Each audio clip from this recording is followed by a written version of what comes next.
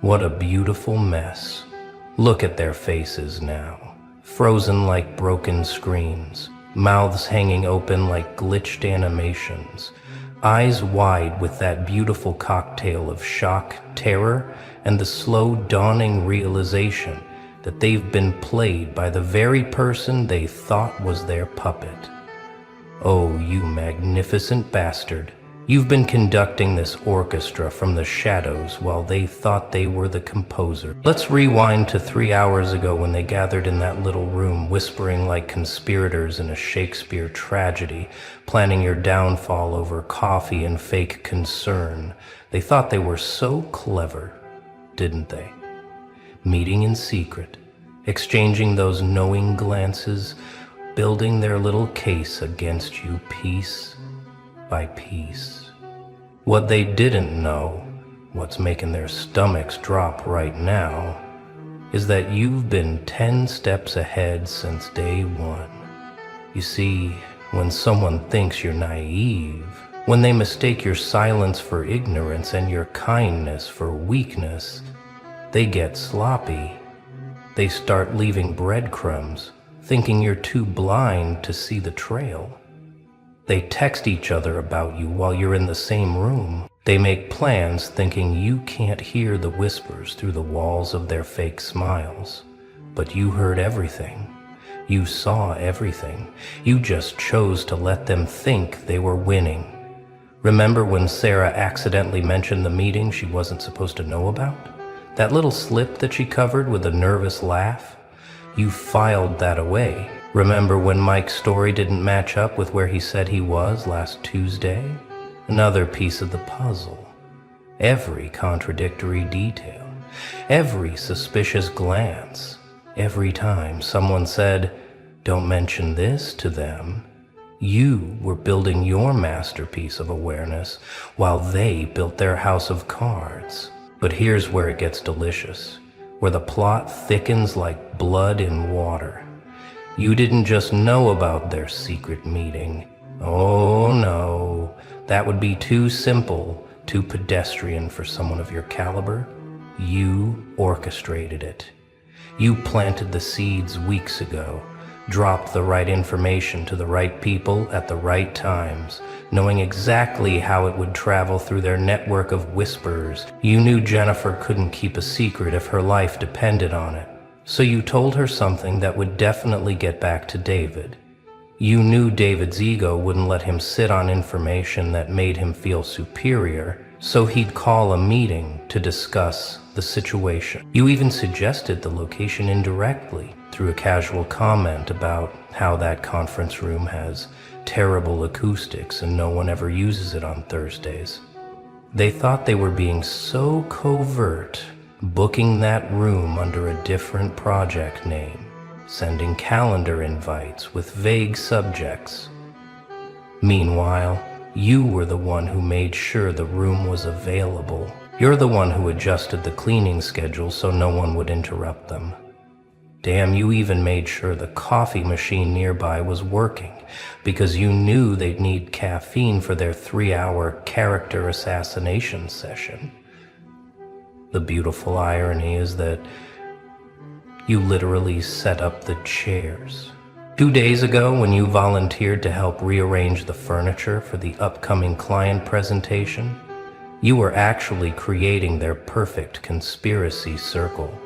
Each seat positioned just right, the whiteboard cleaned and ready for their little diagrams and timelines of your supposed transgressions. You gave them the stage and they performed exactly as you predicted. For months, you've been watching them build their alliance like children building a sandcastle, not realizing the tide was coming in. They thought they were subtle with their lunch meetings, their sudden buddy-buddy dynamics, their group texts that mysteriously went quiet when you entered the room. What they didn't know was that you were documenting everything, not for revenge, but for this exact moment of revelation. You watched as they recruited others to their cause, spreading half-truths and manufactured concerns about your behavior and attitude. They painted you as difficult, unstable, a problem that needed to be solved. Each person they turned against you thought they were seeing the truth, but they were just seeing the carefully crafted narrative designed to isolate you, to make you vulnerable, to set you up for the kill. But isolation only makes wolves stronger, doesn't it? While they were busy building their coalition, you were building something far more powerful. Evidence. Screenshots of messages they thought were deleted. Recordings of conversations they thought were private. Documentation of every project they tried to sabotage. Every achievement they tried to diminish. Every success they tried to steal. The best part? You didn't even have to spy. They were so confident in their deception that they got careless. They'd leave their screens open, discuss their plans in barely hushed tones, send emails to the wrong recipients. It's like they wanted to get caught, like some part of them was begging for someone to stop them from becoming the villains in their own story. Now here's something that's gonna really twist the knife in their collective consciousness. You had an ally. Someone in their inner circle who was feeding you information the entire time, not because you recruited them or manipulated them, but because they saw through the facade and chose truth over tribal loyalty. They watched the others plotting and realized they were witnessing something ugly, something wrong, something that needed to be exposed. This person sat in every meeting, nodded along with every scheme, even contributed ideas to maintain their cover. But every word, every plan, every petty strategy was reported back to you. You knew about the Wednesday meeting before they even sent the invites. You knew about their evidence folder before they even created it. You knew about their plan to confront you before they even finalized the date. And the most beautiful part? This ally is still sitting among them right now, watching their faces crumble, maintaining their poker face while internally celebrating your victory. They're wondering who it could be, looking at each other with sudden suspicion, realizing that their united front was an illusion. The paranoia is starting to set in. If one of them was false, how many others might be? The trust they built their conspiracy on is evaporating like morning mist. They're looking at each other differently now, wondering who else knew, who else might have been playing them. The meeting that was supposed to be their moment of triumph has become their unraveling, and they're starting to realize that maybe, just maybe, they were never the hunters in this scenario. Let's talk about the breadcrumbs you left for them, because this is where your genius really shines. You didn't just wait for them to make mistakes. You guided them toward those mistakes like a shepherd leading sheep to slaughter. Every piece of information you let slip, every moment of vulnerability you showed, was calculated to trigger their next move. Remember when you mentioned feeling overwhelmed last month? That wasn't weakness, that was bait. You knew they'd interpret it as an opportunity to pile on more pressure, to document your inability to handle responsibility. So they did exactly that, creating a paper trail of their deliberate sabotage, their intentional overwhelming of your workload, their coordinated effort to break you. Or how about when you accidentally left that personal notebook on your desk? The one with the fake entries about feeling isolated and questioning your place here? They photographed those pages thinking they'd found gold, evidence of your instability. What they didn't realize was that you wrote those entries specifically for them to find, complete with subtle inconsistencies that would later prove they'd been snooping through your personal belongings. Every emotional reaction you displayed was a performance. Every moment they thought you were cracking was actually you giving them rope to hang themselves with. You played the role they cast you in so perfectly that they never questioned whether it was genuine. They were so busy celebrating your apparent breakdown that they didn't notice they were documenting their own cruelty in real time. Now we arrive at the meat of your revelation, the moment when you laid out the evidence like a prosecutor presenting to a jury. Not just accusations or feelings or interpretations, but cold, hard, undeniable proof of their orchestrated campaign against you. The room went silent, except for the sound of their own breathing suddenly becoming very loud in their ears. First, you showed them the emails, not the ones they sent to each other. They expected that. No, you showed them the emails they sent to higher-ups, the ones full of lies and exaggerations about your performance.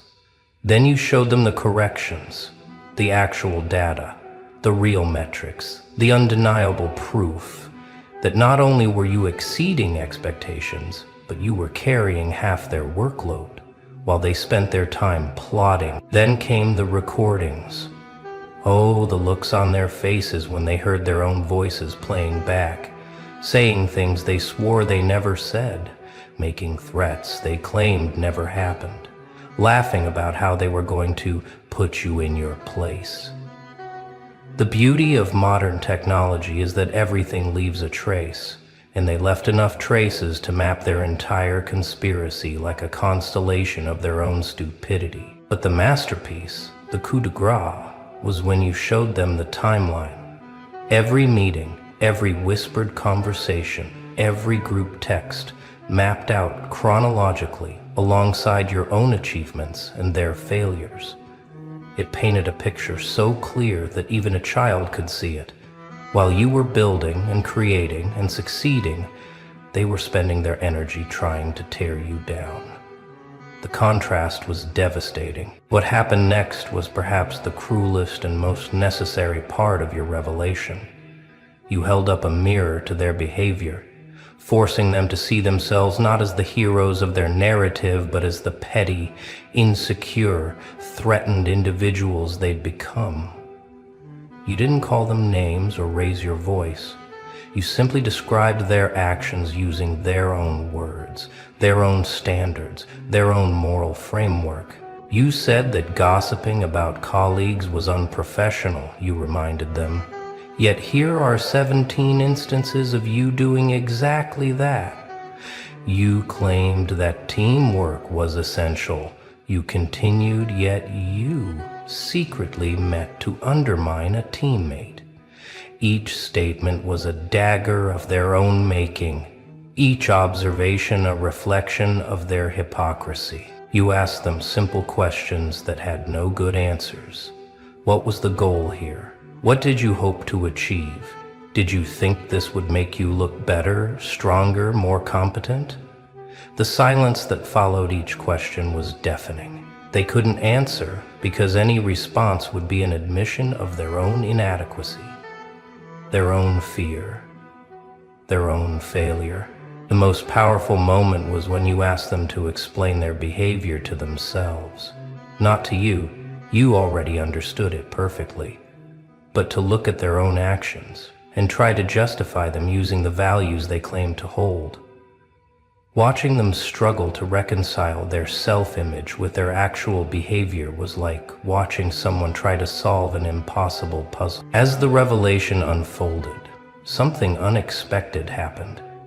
People who had been silent, people who had stayed neutral, people who had watched from the sidelines started to speak up. One by one, they began sharing their own observations, their own experiences with this group's toxic behavior. The conspirators thought they had isolated you, but instead, they had revealed themselves to everyone. I always wondered why the atmosphere changed when they were around, someone said. Another added, I noticed the pattern too, but I didn't want to get involved. Each voice that joined yours was another crack in their facade, another piece of evidence that their behavior hadn't gone unnoticed, just unreported until now. The supposed unity they thought they'd built was revealed as fear-based compliance. People had gone along not because they agreed, but because they were afraid of becoming the next target. Your revelation didn't just expose their conspiracy. It liberated everyone who'd been living under the shadow of their manipulation. The room began to shift, the power dynamics realigning in real time. Even some of their own started to distance themselves, suddenly remembering urgent tasks elsewhere, trying to separate themselves from the sinking ship. The rats always flee first, don't they? The same people who were so bold in their secret meetings were now looking for exits, both literal and metaphorical, trying to salvage what was left of their reputation. The breaking point came when one of them, perhaps the weakest link, or maybe just the one with a conscience that hadn't completely atrophied, started to crack. They began to stammer out explanations, justifications, attempting to minimize their involvement. "I didn't mean for it to go this far," they said, their voice shaking like a leaf in a hurricane. But their confession opened the floodgates. Suddenly, they were all talking over each other, each trying to throw the others under the bus, each claiming they were pressured, manipulated, or misled into participating. The unified front crumbled into every person for themselves, their carefully constructed alliance dissolving into chaos and finger-pointing. The leader of their little coup, the one who had been so confident, so sure of their moral superiority, stood there with their mouth opening and closing like a fish out of water. They wanted to deny everything, but the evidence was overwhelming. They wanted to deflect blame, but their own words condemned them. They wanted to maintain their authority, but it had evaporated the moment you started speaking. You watched this dissolution with the calm of someone who had predicted every moment of it. You knew that conspiracies built on jealousy and insecurity always collapse when exposed to light. You knew that people who bond over tearing others down have no real loyalty to each other. You knew that when faced with consequences, they would eat each other alive, but you weren't done yet. This wasn't just about exposure. It was about education. You wanted them to understand not just that they'd been caught, but why their plan was doomed from the start. You explained, with the patience of a teacher dealing with particularly slow students, the fundamental flaw in their approach. You spent so much energy trying to destroy me, you said, your voice steady as stone, that you forgot to build anything yourself. While you were documenting my supposed failures, I was documenting my actual successes. While you were meeting in secret, I was meeting with clients. While you were building a case against me, I was building value for this organization. You showed them the numbers, the objective metrics that no amount of conspiracy could change. The projects completed, the problems solved, the relationships built, the value created. All of it accomplished while carrying the additional burden of their sabotage. The contrast was so stark that even they couldn't deny it. They had played checkers while you were playing chess in 3 dimensions. The lesson was simple but devastating. Energy spent on destruction is energy not spent on construction. They had become so focused on bringing you down that they'd forgotten to lift themselves up. And now, standing in the wreckage of their exposed conspiracy, they had nothing to show for their efforts, but shame and the knowledge that they'd been outplayed at every turn. Now came the moment of reckoning, the part where consequences started to materialize. You didn't have to threaten or ultimatum. The machinery of justice was already in motion. HR had been notified, not by you initially, but by witnesses who couldn't stand silence anymore. The documentation you'd gathered wasn't just for this revelation. It was for the formal procedures that would follow. The beauty of their conspiracy was that they'd created so much evidence against themselves. Every secret meeting was a violation of company policy about transparency. Every lie they spread was documented defamation. Every act of sabotage was recorded workplace harassment. They had built the perfect case against themselves, and you just had to present it. You watched as the reality of their situation began to sink in. This wasn't just about embarrassment or damaged relationships. This was about careers, reputations, legal implications. Some of them had families to support, mortgages to pay, futures they'd put in jeopardy for the petty satisfaction of trying to hurt you. The weight of their choices was becoming clear, and it was crushing them. This was the last round. The ones who had been most vocal, most aggressive in their campaign against you, were now the most silent. They sat there, calculating the damage, trying to figure out how to do damage control, how to spin this in a way that didn't end with them losing everything. But there was no spin for truth this clear, no narrative that could overcome evidence this overwhelming. What they witnessed next was perhaps the most disturbing part for them. Your complete transformation from the person they thought they knew. The mask you'd worn, the role you'd played of the struggling, overwhelmed colleague, dissolved like sugar in rain. What stood before them now was someone entirely different. Someone who had been there all along, watching, waiting, planning. You stood taller, spoke clearer, moved with a confidence that seemed to fill the entire room.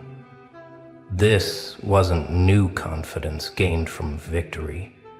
This was the revelation of confidence that had always been there, hidden beneath the performance of vulnerability you'd given them. They realized with growing horror that they had never actually known you at all. You see, you explained, your voice carrying a different timbre now. I needed to know who you really were.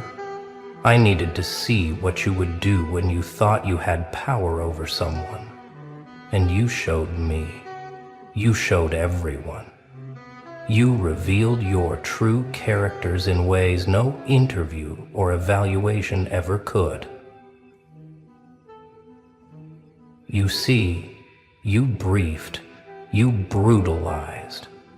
As could the transformation was complete when you smiled, not with malice, but with something far more unsettling. Pity. You pitied them for their smallness, their insecurity, their need to destroy others to feel significant. That pity, that absolute lack of anger or hatred, that's what finally broke them. They would have preferred your rage. Instead, they got your indifference to their very existence. Isn't this delicious?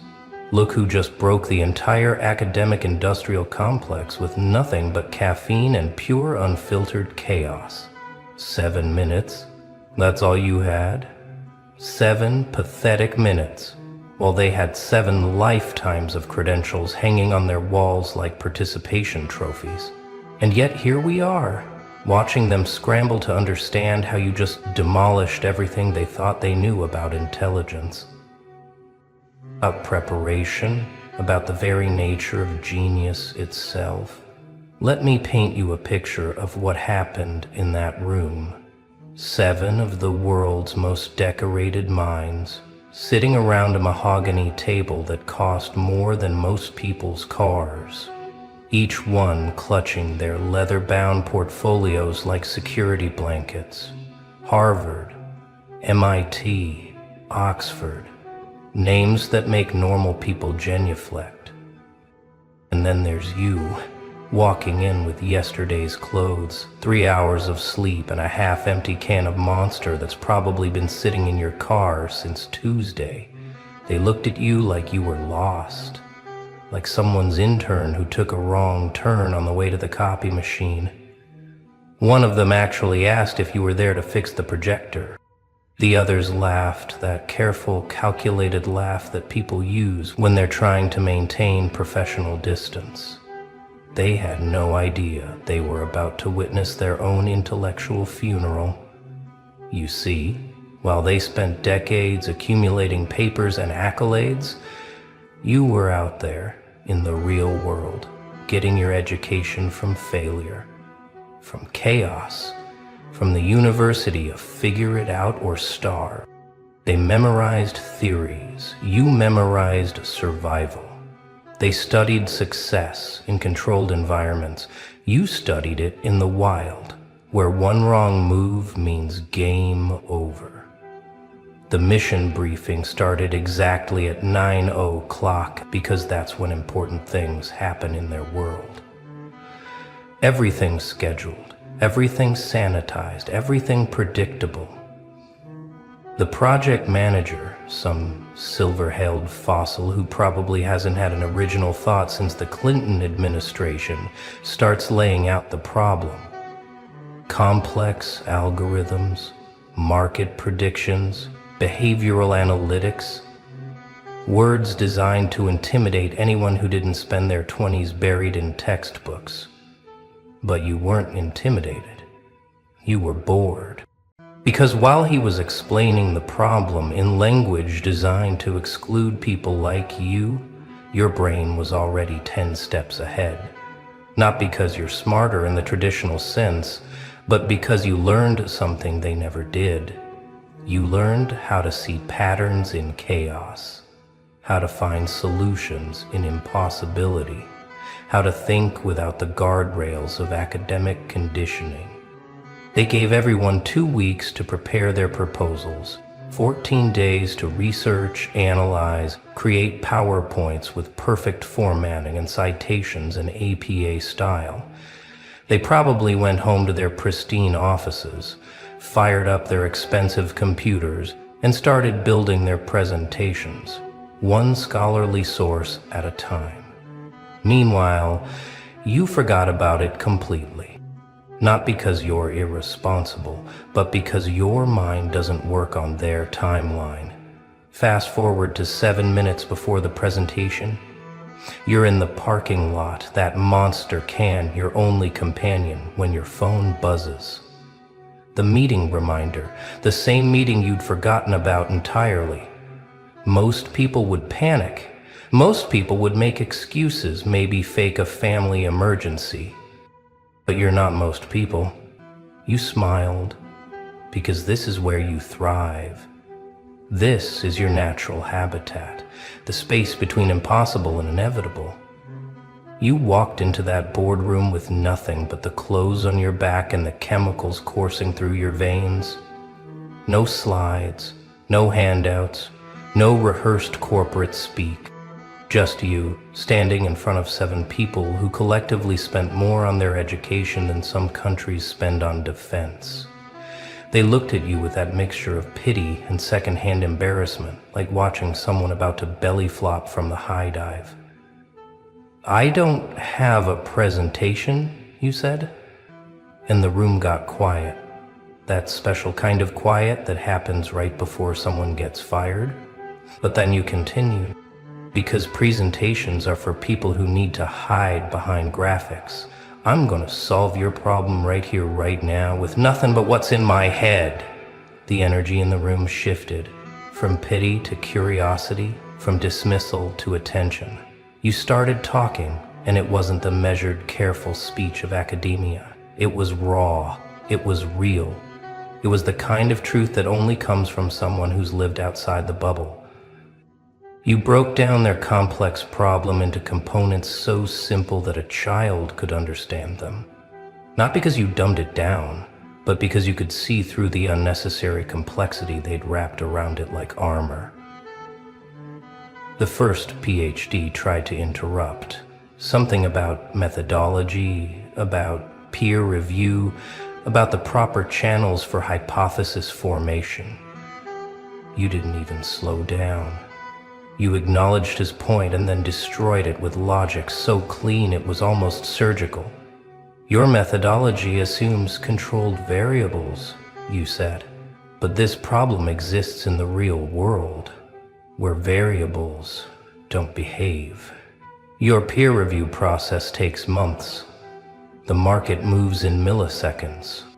Your hypothesis formation follows rules written by people who've never had to bet their rent money on being right. That shut him up. But the others were warming up, ready to defend their territory. The economists started quoting theories. The data scientist brought up statistical models. The behavioral psychologist referenced studies from journals you'd never heard of. And one by one, you took their weapons and turned them into toys, not through aggression, but through a kind of intellectual aikido that used their own expertise against them. You see, they'd spent so long in their specialized silos that they'd forgotten how to think holistically. Each one was a master of their domain, but blind to how their domain connected to the others. You weren't a master of anything, you were a student of everything, and that made you dangerous in ways they couldn't comprehend. 20 minutes in, something beautiful happened. They stopped trying to challenge you and started trying to understand you. The hostility melted into fascination. These people who'd spent their careers being the smartest person in every room were watching someone operate on a completely different frequency, not above them or below them, but perpendicular to their entire axis of understanding. You pulled out your phone and started sketching diagrams on a napkin someone had left on the table, not because you needed visual aids, but because you could see they did.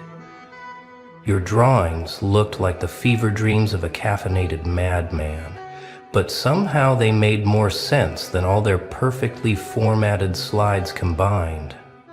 You were speaking their language now, but with an accent they'd never heard. The energy drink was hitting different by this point. Your hands were moving faster than your mouth, creating connections between concepts that shouldn't connect, building bridges between islands of knowledge they thought were separate continents. You weren't just solving their problem, you were showing them that the problem they thought they had wasn't even the real problem. Your entire framework is based on a false assumption, he said, and the room held its breath. You're trying to predict human behavior using models built for machines. But humans aren't machines. We're chaos wrapped in skin, pretending to be logical. Your PhDs taught you to eliminate variables. But the variables are where the magic lives. The outliers aren't errors in your data. They're the future trying to tell you something. The youngest PhD, the one who still had some fire in her eyes, leaned forward. So what do you suggest? It wasn't a challenge, it was genuine curiosity. And that's when you knew you had them, not because you'd defeated them, but because you'd freed them from their own intellectual prisons. You laid out a solution so elegant in its simplicity that it felt like remembering something they'd always known but forgotten. Use the chaos instead of fighting it. Build systems that adapt instead of predict. Stop trying to control outcomes and start creating conditions for emergence. It wasn't just a solution to their immediate problem. It was a completely different way of thinking about problems. The CEO, who'd been silent this whole time, finally spoke. How long would implementation take? You could see him doing math in his head, calculating budgets and timelines and resource allocation, all the things that CEOs do when they're trying to fit revolution into a spreadsheet. You took another sip of Monster, now warm and flat but still doing its job. 7 days, you said? The room erupted. Impossible. Unfeasible. Their proposals had timelines measured in quarters, not days. But you weren't done. 7 days if we do it your way, with committees and meetings and approvals. 7 hours if we do it mine. 7 minutes if you're willing to really let go of control. The audacity of it hung in the air like electricity before a storm. You explained how their entire approach was backwards. They were trying to build perfection in isolation, then deploy it to chaos. You wanted to build in chaos and let perfection emerge. They wanted guarantees. You offered possibilities. They wanted control. You offered power. Not the same thing, though most people never learn the difference. The data scientist pulled out his laptop and started running numbers. His fingers flew across the keyboard, trying to model what you were proposing. After a few minutes, he looked up with an expression somewhere between confusion and revelation. "This shouldn't work," he said. "According to everything I know, this should fail spectacularly." You smiled.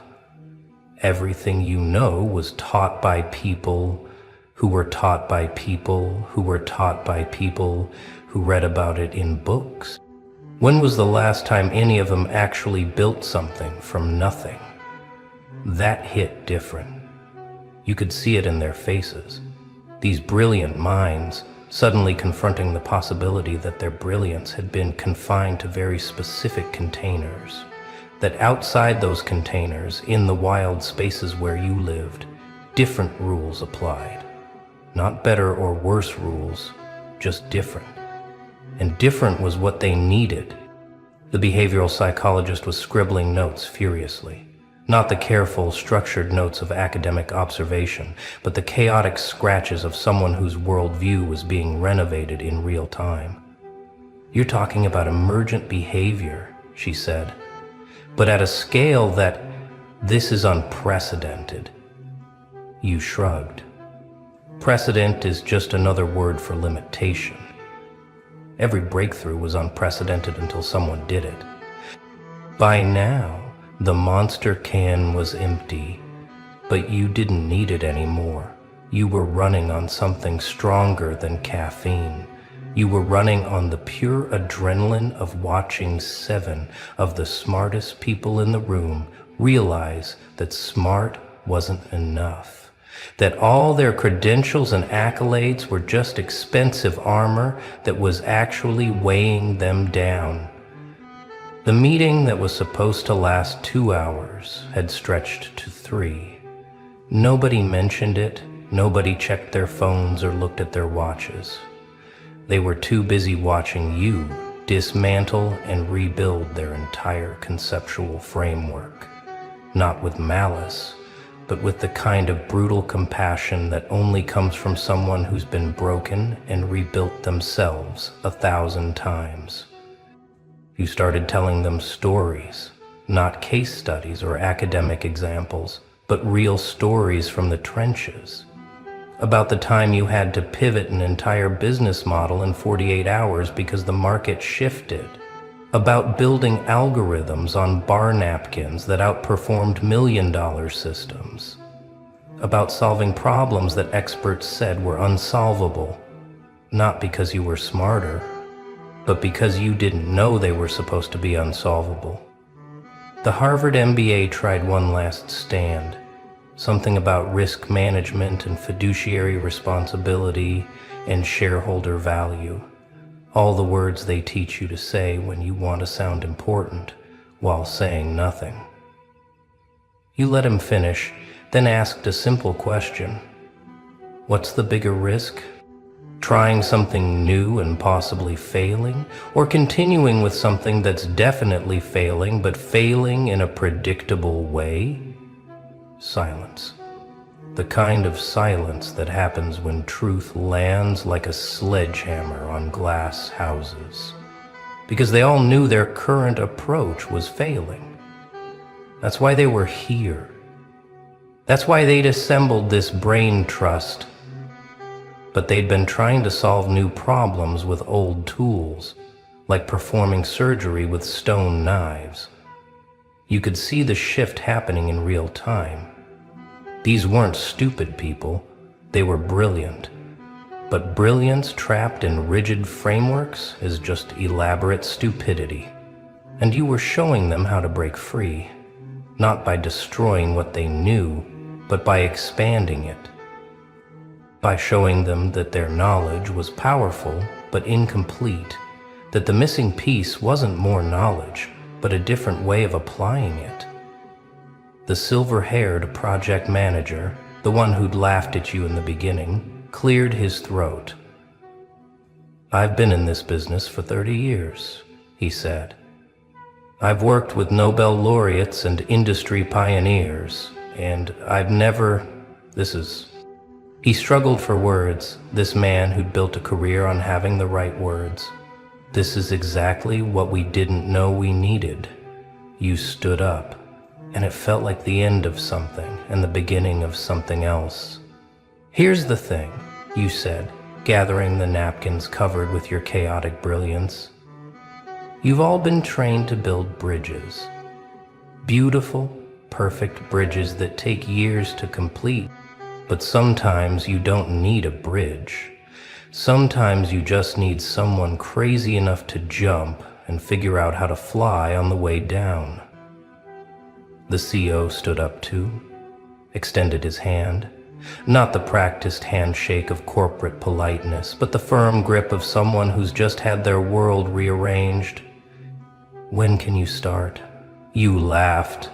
"I already did, 3 hours ago. Check your metrics tomorrow. You'll see the changes already happening."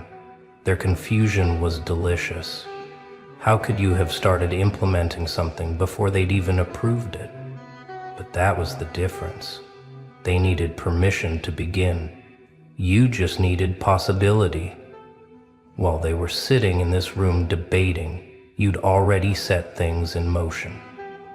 A few strategic calls to the right people, some subtle adjustments to existing systems, nothing that would trigger their compliance departments, but enough to prove the concept. By tomorrow, they'd have data. By next week, they'd have results. By next month, they'd be case studies in business schools they'd never heard of. You walked to the door, then turned back. 7 PhDs, each worth more on paper than you'd ever be.